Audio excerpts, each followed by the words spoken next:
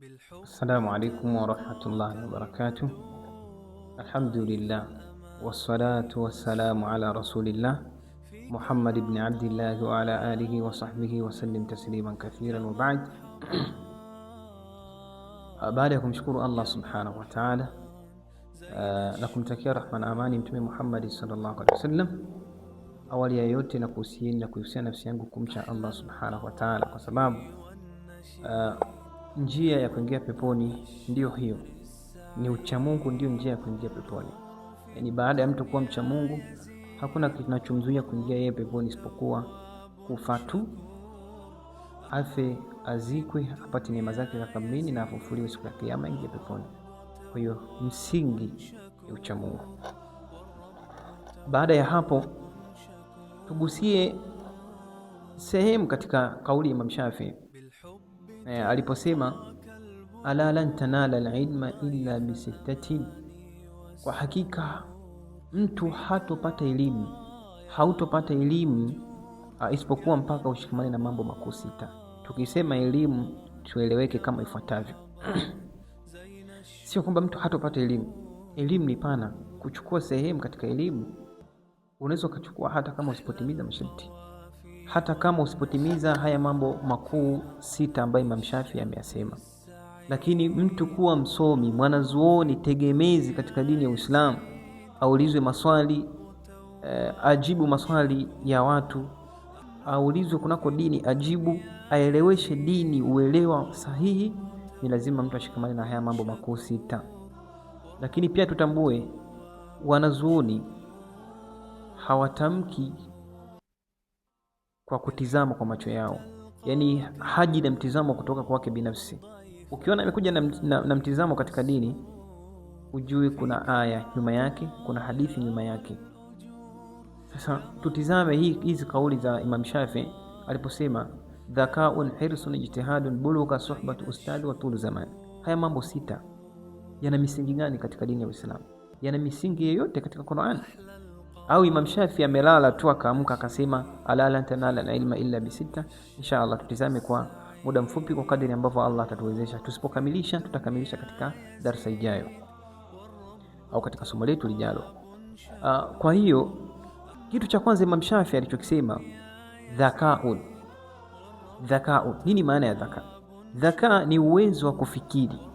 Yani kuna ambaye dhaka yake iko chini, ya kati na ya juu. Kuna mtu anaofikiria, anaweza ukamwambia jambo leo akalielewa kesho, au akalielewa baada ya wiki, hivi kumbe ulikuwa unamaanisha. Hiyo ndiyo dhaka. Hiyo ndiyo dhaka. Kwa hiyo dhaka ni nini? Dhaka ni uwezo wa kufikiri katika akili.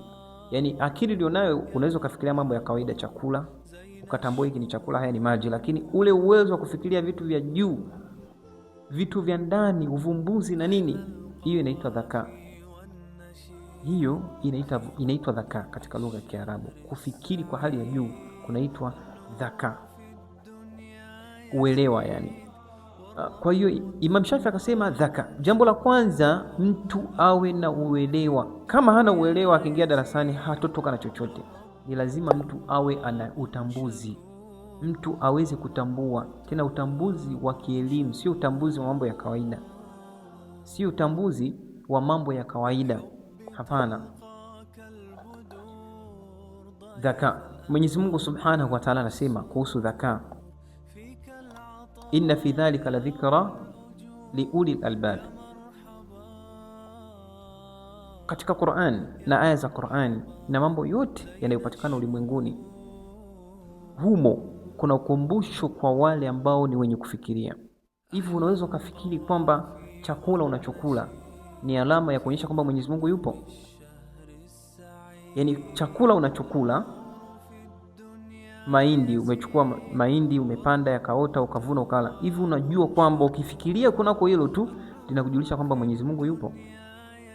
Mwenyezi Mungu anasema anna sababna almaa sabba thumma shaqaqna al-ardha shaqqa faanbatna fiha habba wa 'inaban wa qadba wa zaytunan wa nakhla wa hadaiqa ghulba wa fakihatan wa abba mata'an lakum wa li'an'amikum. Mwenyezi Mungu anasema Sisi ndio tumeshusha maji, kuyashusha, ukweli wa kuyashusha, ambayo ni mvua kutoka mbinguni. Aliyeshusha ni nani? Ni Mwenyezi Mungu. Kwa hiyo cha kwanza kufikiria ni kwamba napanda mahindi, lakini haya mahindi nayoyapanda yanahitajia mvua. Hiyo mvua nani anaileta? Kuna siku uliwahi kufanya jitihada zako, juhudi zako kupata mvua? Hapana. Wewe unapanda, unaacha humo, kesho mvua inanyesha, ima ushukuru au kufuru kwamba mvua imenyesha nyingi sana. Alhamdulillah, muturna bifadlillahi wa rahmatihi. Tumenyeshewa kwa fadhila za Mwenyezi Mungu na rehema zake, kwa sababu kuna wengi wanataka mvua na hawajaipata. Ima ukufuru au ushukuru, mbona kidogo sana? Mbona kamvua kenyewe mwaka huu hakuna mvua kwa kweli? Kwa hiyo ima ushukuru au kufuru. Kwa hiyo fikra ya kwanza, hii mvua iliyoleta ni nani?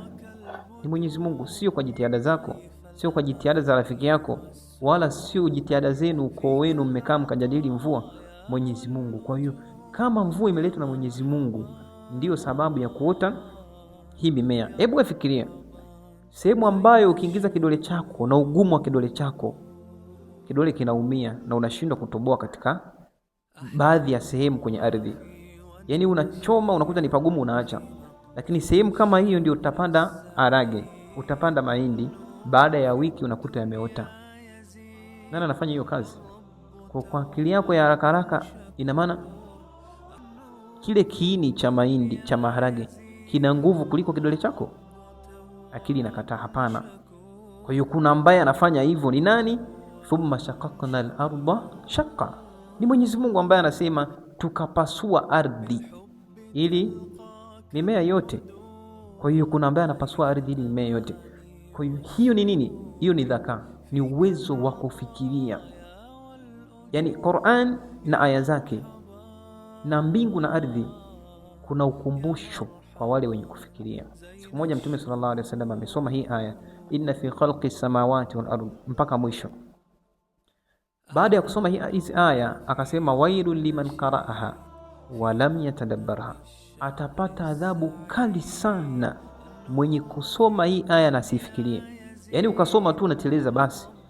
Lengo la kushuka Qur'ani sio kuimbwa, sio watu kukaa wanaimba kwa sauti nzuri, unafurahi mashaallah mashaallah.